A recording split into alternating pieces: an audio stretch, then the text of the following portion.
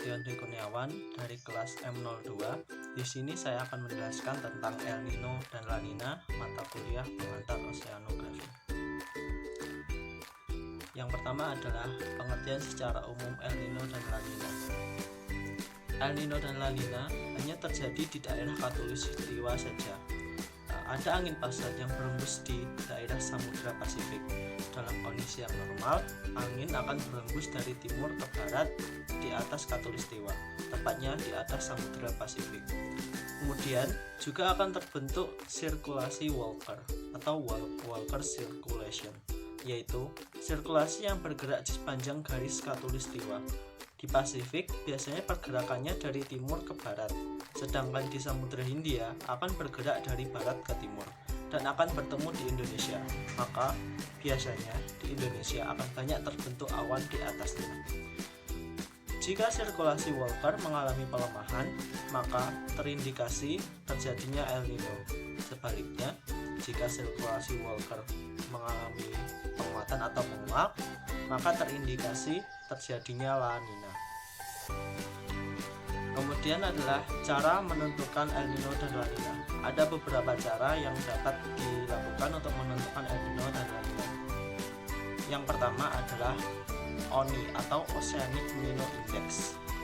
Untuk menghitung ONI, diukur suhu rata-rata dalam 3 bulan, kemudian dibandingkan dengan rata-rata selama 30 tahun.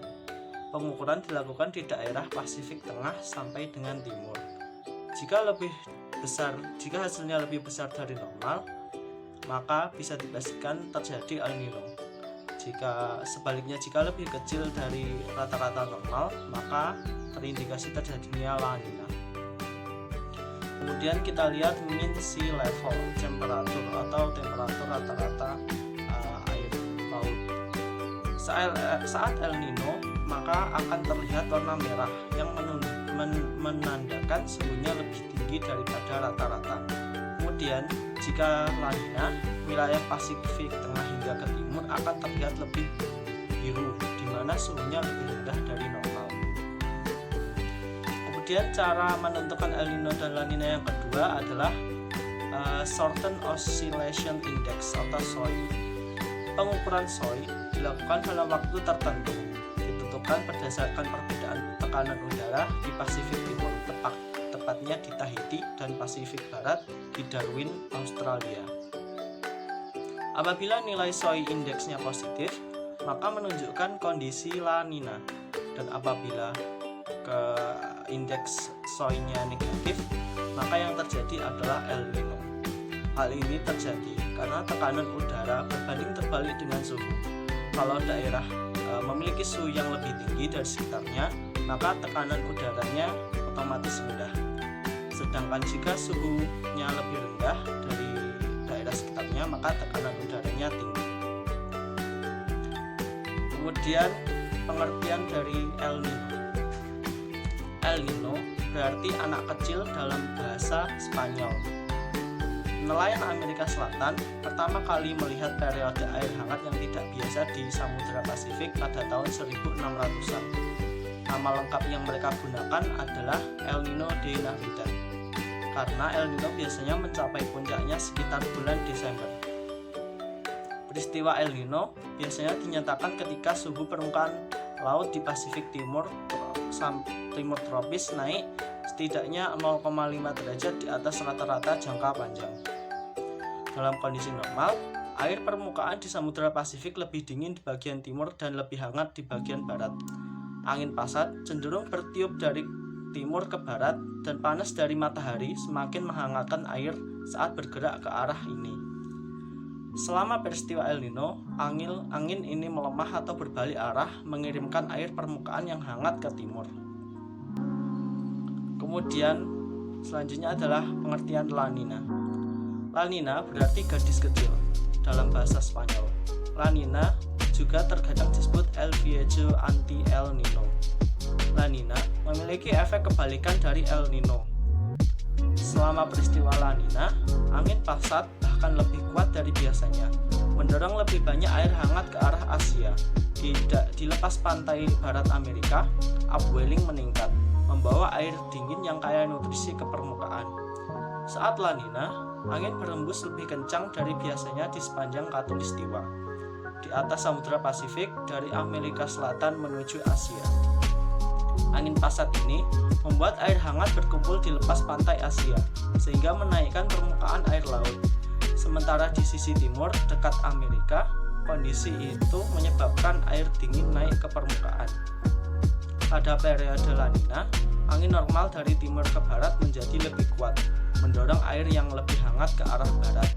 Hal ini menyebabkan air dingin naik atau upwell dari kedalaman samudra, yang berarti suhu permukaan laut lebih dingin dari biasanya di Pasifik Timur.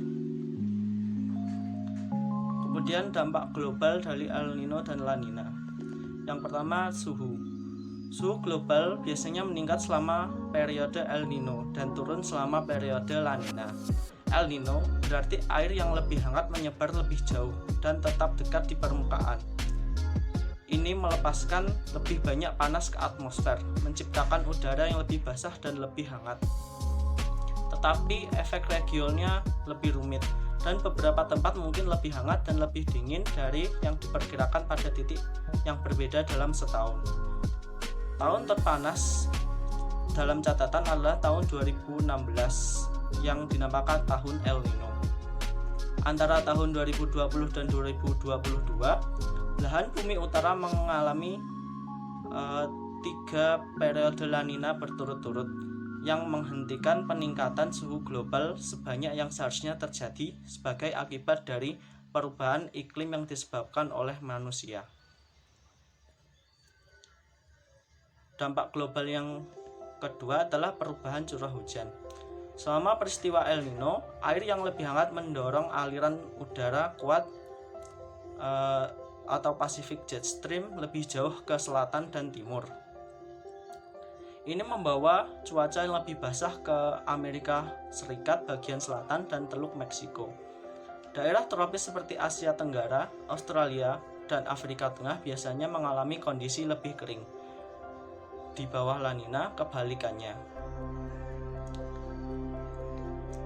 Rekor curah hujan dan banjir yang dialami Australia pada Oktober 22 yang diakibatkan oleh La Nina adalah rekor yang paling buruk dalam sejarah La Nina. Kemudian, peristiwa cuaca ekstrim yang disebabkan oleh El Nino dan La Nina mempengaruhi sistem infrastruktur pangan dan energi di seluruh dunia.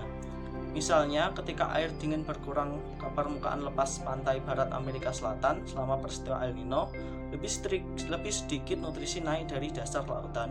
Itu berarti lebih sedikit makanan yang tersedia untuk spesies laut seperti cumi-cumi dan salmon, yang pada akhirnya mengurangi stok untuk komunitas nelayan di Amerika Selatan.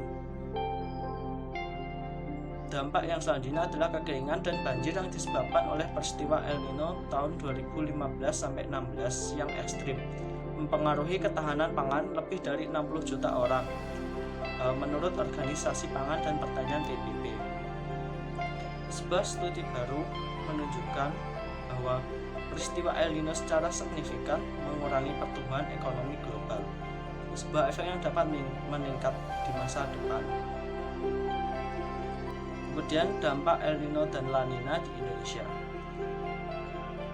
Terjadinya El Nino disebabkan oleh meningkatnya suhu perharian di Pasifik Timur dan Tengah yang mengakibatkan meningkatnya suhu dan kelembapan pada atmosfer yang berada di atasnya, di mana peristiwa ini menyebabkan pembentukan awan yang juga meningkatkan curah hujan pada kawasan tersebut, dan juga mengakibatkan tekanan udara pada Samudra Pasifik yang menghambat pertumbuhan awan di Laut Indonesia bagian timur, yang membuat curah hujan menurun secara tidak normal di beberapa wilayah di Indonesia. Pengaruh El Nino terhadap Indonesia pada umumnya adalah membuat suhu permukaan air laut di Indonesia menurun, yang berakibat pada berkurangnya pembentukan awan yang membuat curah hujan menurun, yang berakibat pada berkurangnya namun kandungan klorofil A pada lautan Indonesia meningkat. Kandungan klorofil A yang meningkat berarti meningkatnya pasokan makanan di laut Indonesia, yang tentunya meningkatkan jumlah ikan yang ada di sekitar perairan Indonesia. Sedangkan La Nina disebabkan oleh suhu permukaan laut pada bagian barat dan timur Pasifik yang menjadi lebih tinggi daripada biasanya. Kejadian tersebut menyebabkan tekanan udara pada ekuator Pasifik Barat menurun yang mendorong pembentukan awan berlebihan dan menyebabkan curah hujan tinggi pada daerah yang terdampak. Dampak lainnya dari La Nina adalah meningkatnya curah hujan di wilayah Pasifik Ekuatorial Barat, yang mana Indonesia termasuk di dalamnya. La Nina membuat cuaca cenderung menjadi hangat dan lebih lembab. Fenomena La Nina yang meningkatkan curah hujan membuat cuaca pada musim kemarau Indonesia menjadi lebih basah. La Nina akan sangat terasa dampaknya bagi kota dan daerah yang tidak mempunyai reservoir air yang bagus. Contohnya Jakarta, di mana hujan yang terjadi selama beberapa jam sudah cukup untuk membuat Jakarta tergenang banjir. La Nina juga terasa di beberapa kota dan daerah di Indonesia seperti Solo, Banjarnegara, Wonogiri, Cilacap, dan yang lainnya, yang akan membuat potensi banjir longsor di daerah tersebut meningkat. Sekian presentasi dari saya. Mohon maaf bila ada kekurangan. Wassalamualaikum warahmatullahi wabarakatuh.